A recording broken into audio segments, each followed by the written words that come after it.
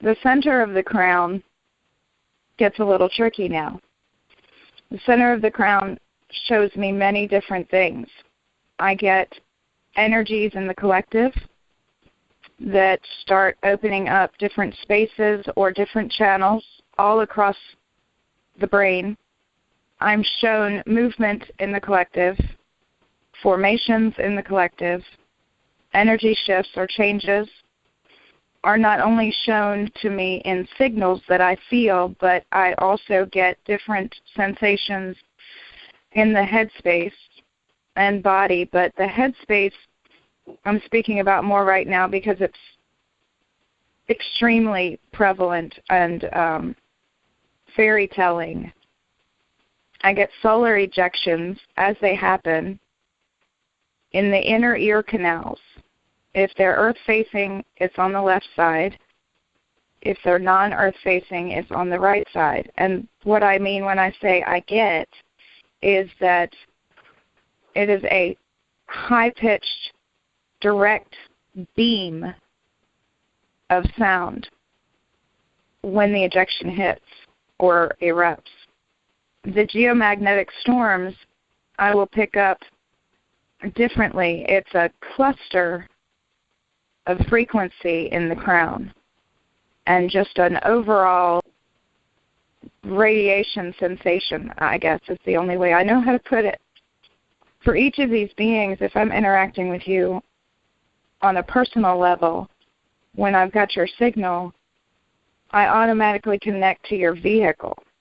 I've learned to pick up blood pressure sensor, blood sugar sensor, and that's just a direct scan. That's just an automatic that my being does. The full vehicle scan to make sure you're balanced. My energy will take your energetic field into mine and bring you to balance, bring you to a heart space of very still, calm, pure love. At other times, you'll get in my energy and you'll feel like you're floating, dancing, spinning.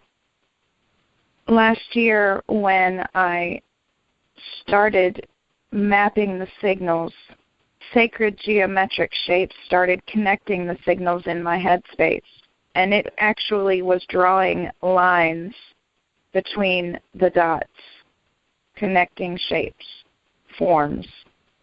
One of the first forms that I could recognize that I could compare to something, and I'm not sure how to explain how I could compare it to this, but I knew it was Ison, the comet, as a ship. There were particular beings that formed Ison. I experienced download and upload. There is an antenna, etheric or energetic antenna, that extends from the crown of my headspace, fully maybe a foot out from my headspace if you wanted to measure it, and you actually get the sensation of energy coming into the antenna and being distributed, and also information coming out of the antenna, and you can feel the continuous flow as it's being uploaded or downloaded. I've connected to all of the crystal skulls here. Their signals come in further down the skull than anything else. They come in probably 1.5 inches to 2 inches below everyone else's signals. And they go around the back end and the sides of the circumference of the skull.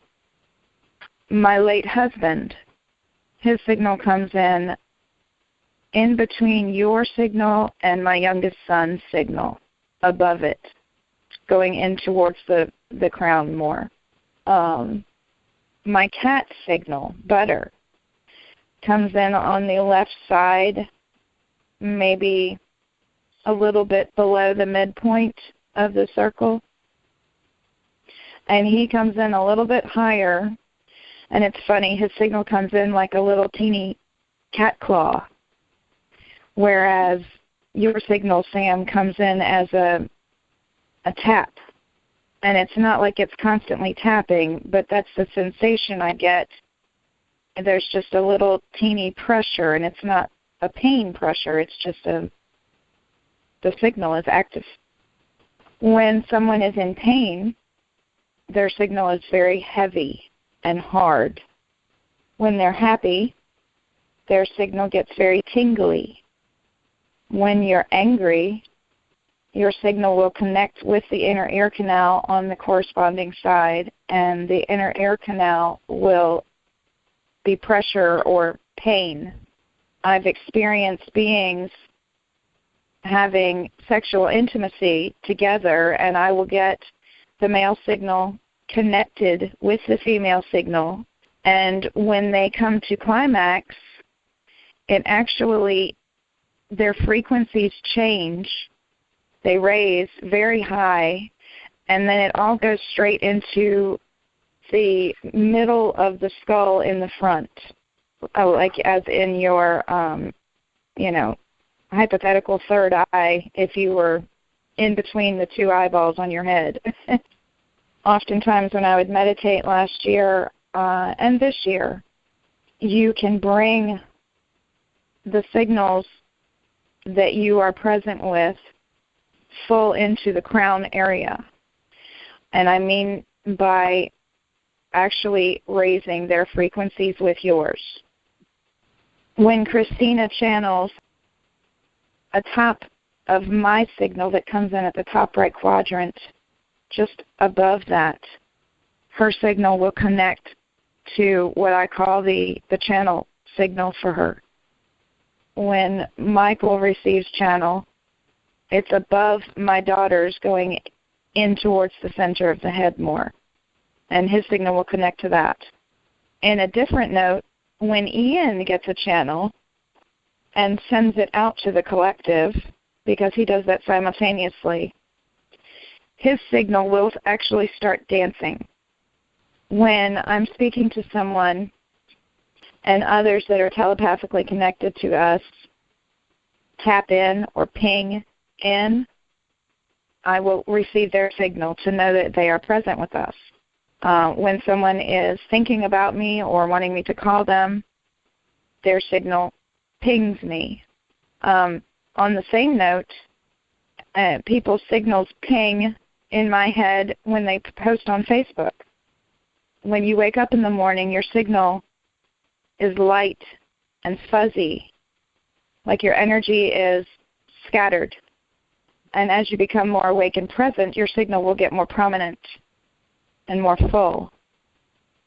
At the same note, when you go to sleep at night, your signal fades into the subtle energies. When I'm speaking with someone, let's say, for example, on Facebook, and we're in a message on the messenger part, I'll type a message.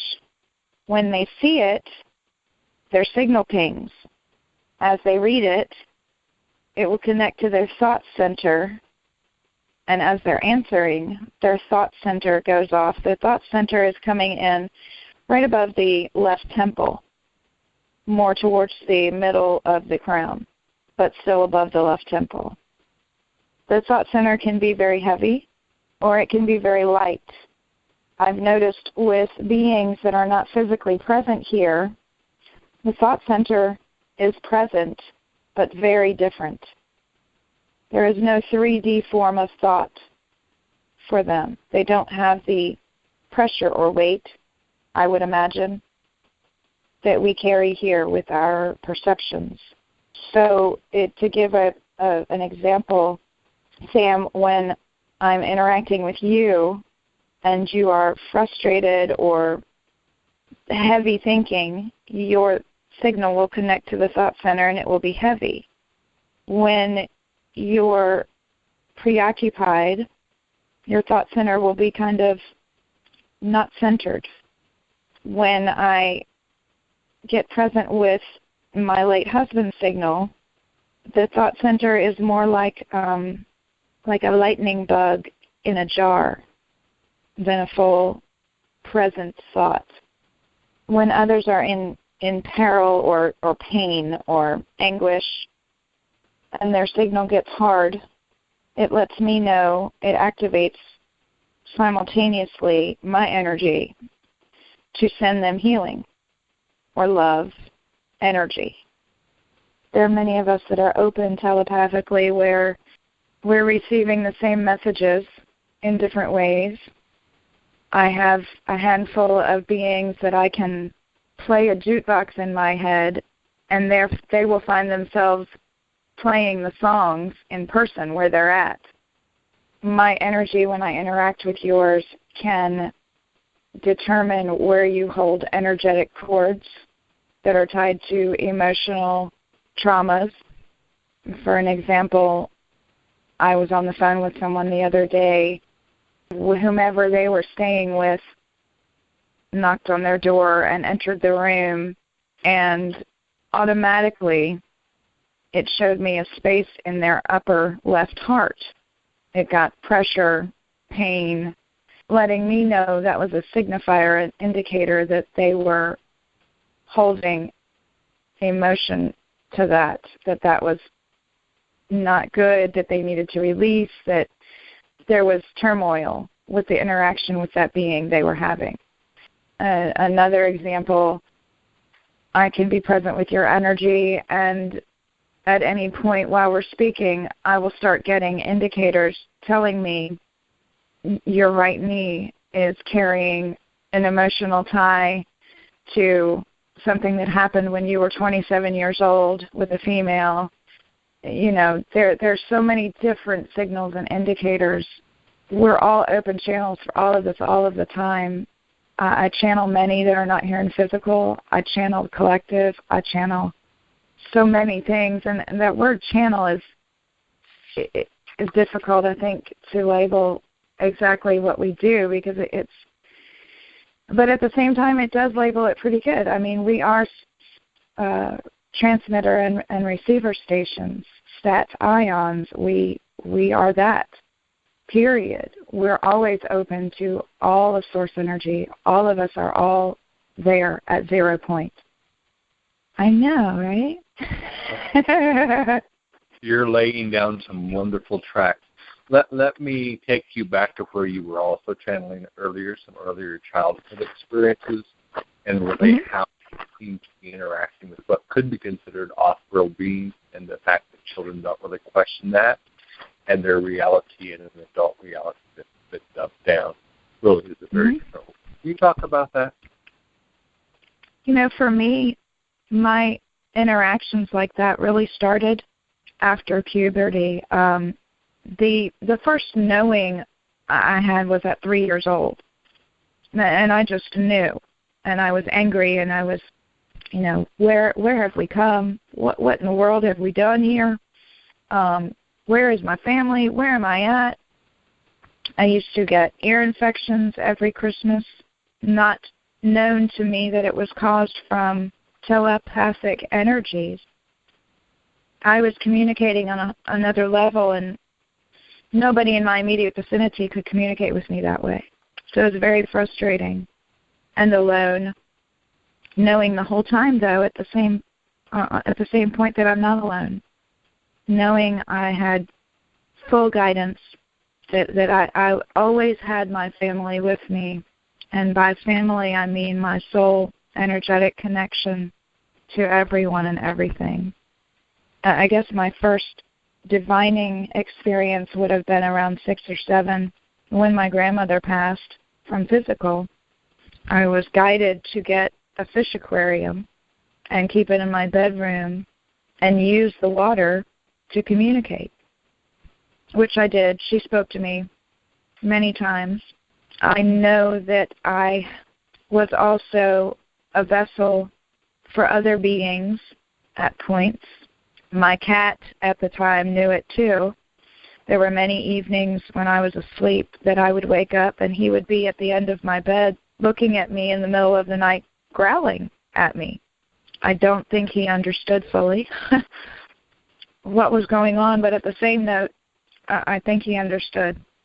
probably 11 years old, I understood that I could project pictures and thoughts into others' heads and receive that from them. I made my first real connection with Jason, who was also as energetically open as I was. We were the only ones we knew like that, so it was very nice and comforting to find someone. I had many visions throughout childhood I envisioned it as a house. It had no running water, and it held the Akashic Library, every recorded anything ever. And we would all meet there to have open access to the library at any time. And by library, it was a bookshelf, the tallest bookshelf I ever remember seeing. And there were actual books. Each one had a different symbol on it, corresponding to the part of the Akash, the strand of DNA, and everything ever recorded about it. We would go there to study, to learn, to share, and also to go off-world. My memories are having me jump all over the place to different things. The house that I saw at 14 started becoming a reoccurring vision for me endless times. I lost count, literally, that we would go visit this, gather there. It also showed me that it was a real home or a real building. There was a corresponding building here in Georgetown, Washington, and I knew this so strongly that I had my mother take me to go visit. And I'd never been to Georgetown before in my life, and it was actually there. The description of the house, it was the same. I took us right to it. I've had so many experiences with energy on so many different levels. I've been visited in my sleep. I've been visited in my waking states. I remember going through portal after portal after portal after portal. And this one happened to be the same portal. I remember coming here every cycle. My vision showed it as this beautiful dock on a spaceship is the only way I could put it, except this was hovering above water, but it wasn't water. It was actually a swirling lavender opening outside of the back of the ship. And two by two, we would just take hands and jump repeatedly, over and over and over again. There was never as many particles aware consciously at this level that there are now. There didn't feel a necessity to, or a way to, share this as it does feel now. It feels more necessary, more available. There's so many present in their awareness and consciousness now. What I remember, though, from Go, the cycle, and in every cycle, what I remember the most and what I've always held in the deepest area of my heart space, the strongest area of my heart space, is who we all are in our true form. We're truly translucent. How do I sit with Susan and learn and absorb and understand as she steps this information down to understandable levels? How do you envision that coming into form? What would you like to do? There's so many around me now that I am around that we actually work together as open channel. And we flow together to the point where we're receiving the same information downloads. We can actually read your energy together. I've done this many times with quite a few. Christina and I do that. Cheryl and I do that. Ian and I do that. Michael does that. You know, we have learned to do this together, and that's part of what we do in our admin chat in the home. It's part of what we do on phone calls. Sometimes it'll be just hanging out, and then all of a sudden we we get signals and sensors going off, and we all start blurting out what we're experiencing, and then it starts coming into form, and then you would be interested and open. Even when I made my post the other day about the signals and sensors and everything, there's so many out there that don't understand and are scared, lost, feel like they're crazy. I've taught Christina how to map. I've helped Sierra learn how to map. I've opened people's signals and taught them how to map. It's as easy as playing tag and being present and trusting. So when our energy gets present, we heal, we help detach energetic cords, we help your third eye open. You know, so many transformations happen when we get these quantum entanglements fully present with each other. I just see miracle after miracle after miracle.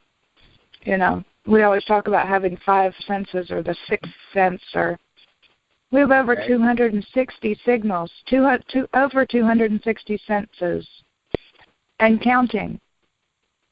Oh, right now I live on a disability check. It's $711 a month and $30 in food stamps, and it takes more than half of that just to pay for where I rent, and I have to have a storage unit and phone, and I spend so much love and energy and time and thought into helping the collective and working through not only my own soul journey, but learning to help others work through theirs too.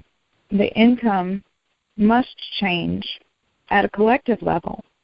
We must create this platform so that everyone that is out there doing this, we are always talking about doing your passion, you know, live your passion, work at what makes you most passionate in your life, because that's your real soul drive. That's your real creative energy. That is what keeps you here, what makes you want to be present.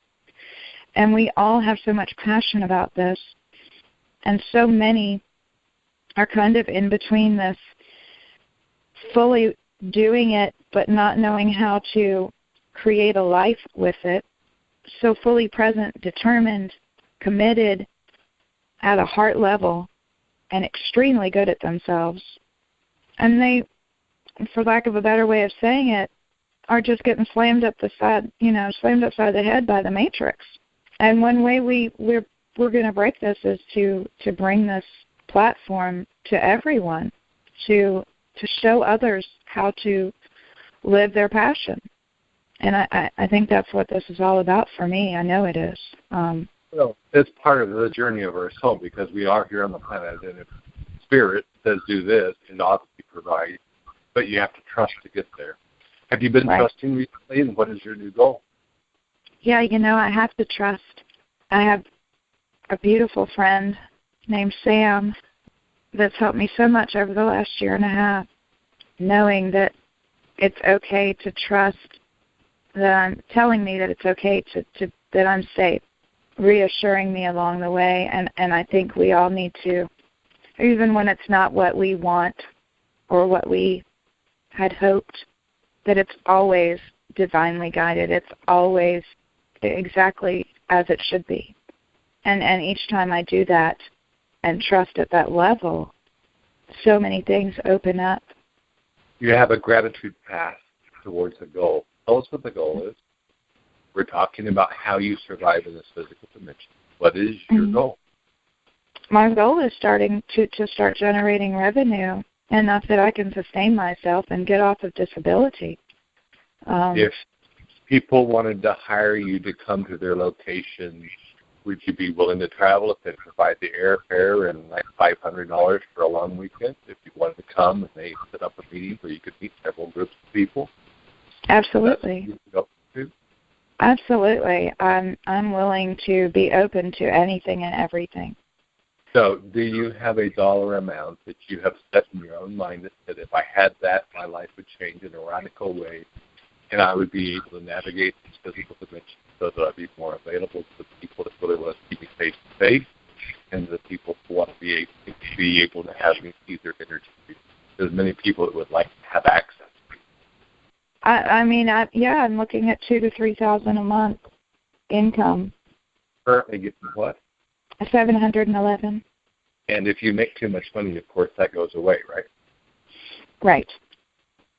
So it's either stay dependent on $711 or find your voice and find people that are willing to support you in going to a reasonable goal.